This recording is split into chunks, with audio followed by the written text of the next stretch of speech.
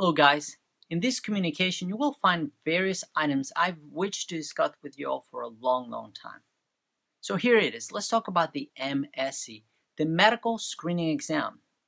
It is not just a greet the patient and putting in a set of diagnostic orders on Meditech. It is far more than just that. For starters, it'll be the first impression of the patient by which he or she will judge the rest of the emergency department visit and all other providers who they encounter afterwards. That is, making a strong first impression here will make everybody else in the department look good. Failing to do so will result in the patient thinking negatively and affect the whole emergency department visit. So, how do we make a very strong first impression? A.I.D.E.T. This is a perfect time to use a strong A.I.D.E.T. Acknowledge everyone in the room. Make eye contact. Touch the patient. Let's start with introducing yourself. Clearly state your name, your role and title. Do not use terms like physician assistant or nurse practitioner. You and I both know that patients do not know what this means. Say something like, "Hello, my name is Miss Lisa, and I am the medical provider in charge of initiating your care for this visit. I work directly with Dr. X, Dr. Carlo, Dr. Gore, whatever, who will be supervising your care during this visit."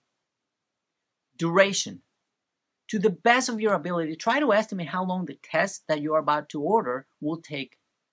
And give a reasonable explanation of how long before you or another provider will come back to see that patient.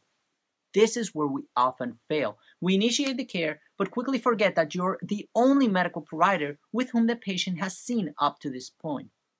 This means that until another provider assumes the care of that patient, you must own the patient. He or she should never have the attitude that I just screened the patient.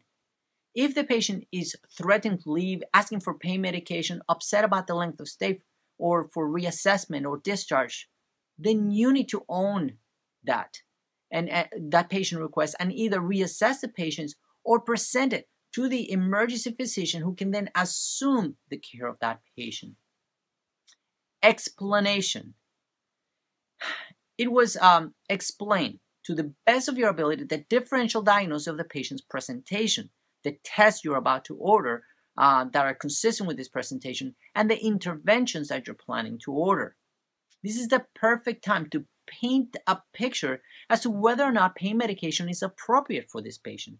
If patient is in pain, tell the patient what you are going to order for pain. How long should it take before it works?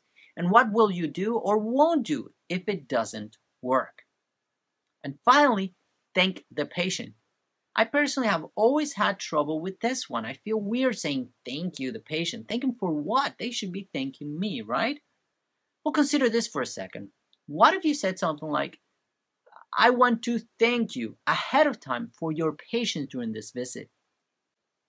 Is there anything else I can do for you to make you comfortable while you wait for the next step in your care?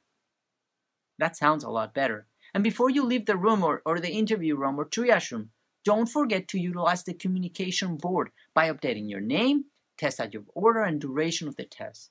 If you're in a room that doesn't have the whiteboards or red boards now, then utilize the cards to provide the patient with the same information. Once upon a time, the MSE was a farce in our emergency department. It meant nothing more than clicking on the patient, stopping the clock. Nothing was gained in the eyes of the patient, and we knew that. The ER did not move any faster, and the orders placed were ignored due to capacity issues and the lack of physical space to carry them out. But today is a whole different story. Diagnostic tests of all kinds, blood work, radiography, ultrasound, CT scan, all can and will be performed from the ER waiting room if necessary. Medication orders, that's a little harder to carry out, but if communicated to the triage and or to the charge nurse, then the likelihood that these medications will be given is much improved. So, it is most important we take advantage of the emergency department's efficiency.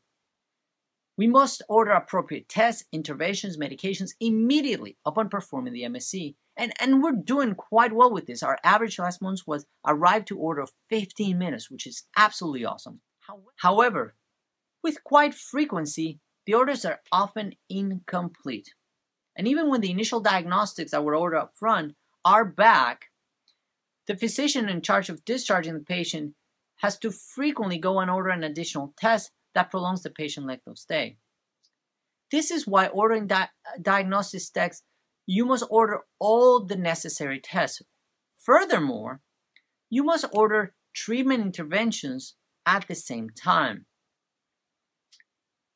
It is quite regular that when I go to see a physician with nausea, vomiting, diarrhea, and I see all the blood work back, urinalysis, and everything's green, I go to see the patient and ready for discharge, and I realize that they haven't had any medications. No nausea medicine, no diarrhea medicine, nothing for pain.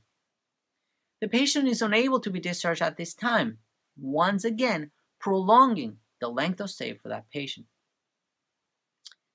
So, in this video communication, we discuss some very critical points. Number one, make a strong first impression. Number two, use AIDET. Number three, order all appropriate tests and interventions, and don't forget pain medicine. Number four, ownership. Until another provider has signed up for that patient, you are responsible for their care and reassessment if the patient conditions changes. Either you take care of the issues that come up with that patient, or then present the case to an attending physician who can take over at that point.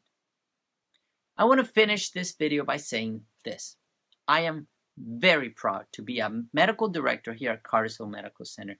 This is by far the most efficient and highly functional emergency department I've ever had the privilege to work in.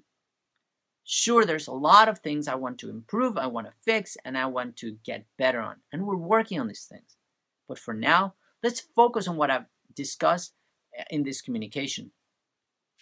Let's make a conscious effort to practice what we preach.